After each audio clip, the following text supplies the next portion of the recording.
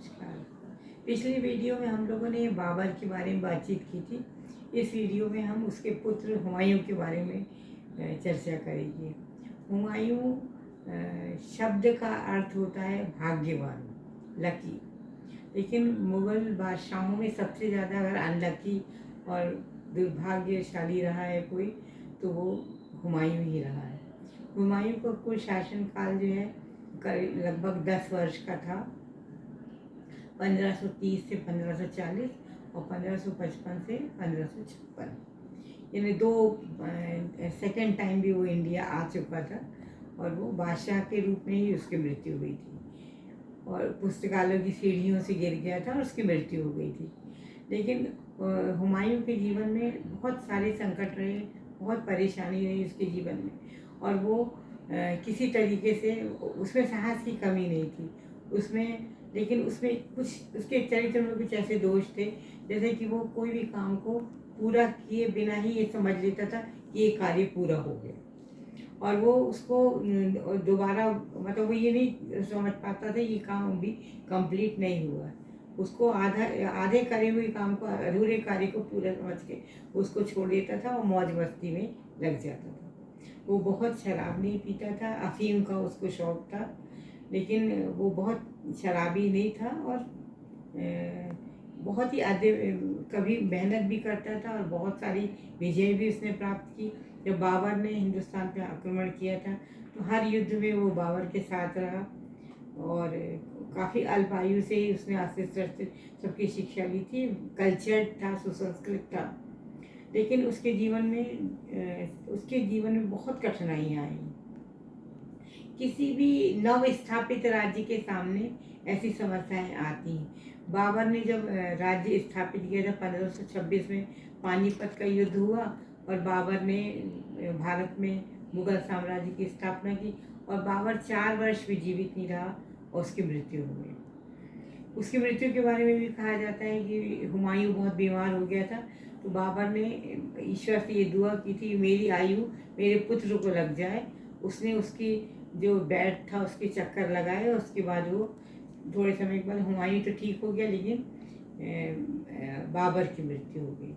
तो जब ये बैठा था गद्दी पे, तब ये 22-23 साल का हुमायूं था और उसके सामने बहुत सारे ऐसे शत्रु थे जो मुगलों को देश के बाहर निकालना चाहते थे। उसके मुख्य रूप से उसके शासनकाल में 2 शत्रुओं के बारे में हम पढ़ते हैं।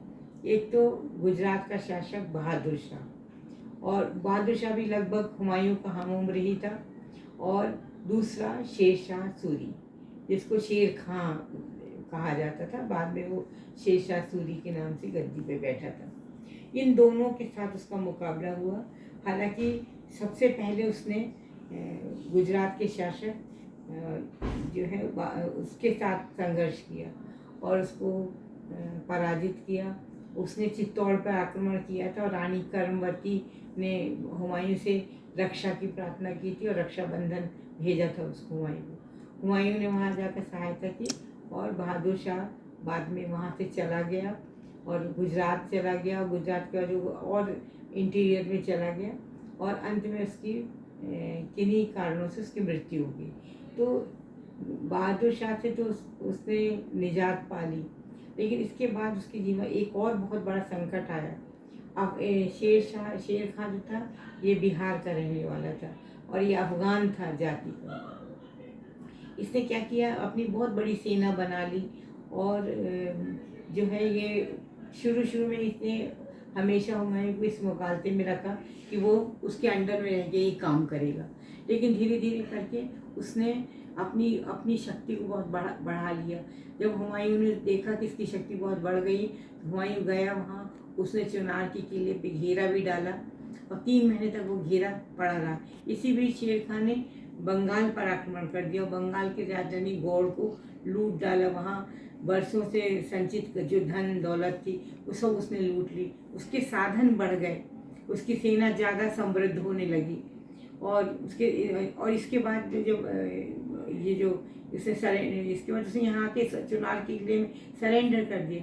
तो हुमायूं चुनार को जीतने के बाद बंगाल की तरफ गया और उसने बंगाल की राजधानी गौड़ में जाकर वहाँ विजय प्राप्त की, वहाँ से सभी को भगा दिया। और लेकिन उसकी सबसे बड़ी गलती ये थी कि वो गौड़ में रहकर मतलब मौज मस्ती में डूब गया। उसने इस बात की परवाह नहीं की कि राजधानी में क्या हो रहा है, और उसके जो आसपास के जो उसके चापलूस वर्ग के लोग थे उसको राजधानी की कोई खबरें नहीं देते थे। उसके बाद उसका बहुत मुश्किल से बहुत दिनों के बाद उसको ये पता चला कि उसका एक भाई है, हिंदाल नाम का उसका एक भाई था, जो कि दिल्ली में अपनी सत्ता के लिए कोशिश कर रहा था। उसका एक और भाई कामरान, जो कि उत्तरी पश्चिमी सीमा प्रांत में जिसको कि मतलब उसने राज्य दिया था, वो भी अपने लिए प्रयास कर रहा था। ऐसे दो दो लोग वो राजधानी में प्रयास कर रहे थे। जब ये बात उसको पता चली तो उसने राजधानी की तरफ जाने का निश्चय किया। वह उससे जो छोटी छोटी उससे गलतियां होती गई, और उसमें जो एक सबसे बड़ी गलती उसने ये की कि जो उसने दिल्ली जाने का जो दिल्ली आगरा जाने का जो रास्ता उसने चयन किया वो बिहार से होकर जाता था, और शेर खान ने बिहार में अपनी ताकत बहुत बढ़ा ली थी। और इसी तरह से जब वो बंगाल से चला और बिहार की तरफ से जब वो दिल्ली आगरा की तरफ जा रहा था, तो रास्ते में गंगा और कर्मनासा नदी के बीच में चौसा नाम का एक स्थान है। चौसा के मैदान में जो है शेर खान ने उसका मुकाबला करने का निश्चय किया। उस समय तक बारिश का मौसम, ये लड़ाई, ये चौसा का युद्ध है, ये 26 जून 1539 को हुआ था। उस समय क्या था कि जून में भारत में बारिश शुरू हो जाती, बहुत ही भयंकर बारिश हुई रात को, और सवेरे जो है 26 तारीख को रात जो है एकदम से शेर खान ने उसके ऊपर हमला कर दिया। उसकी सेना ने मुकाबला करने का प्रयास किया, लेकिन बहुत लोग मारे गए।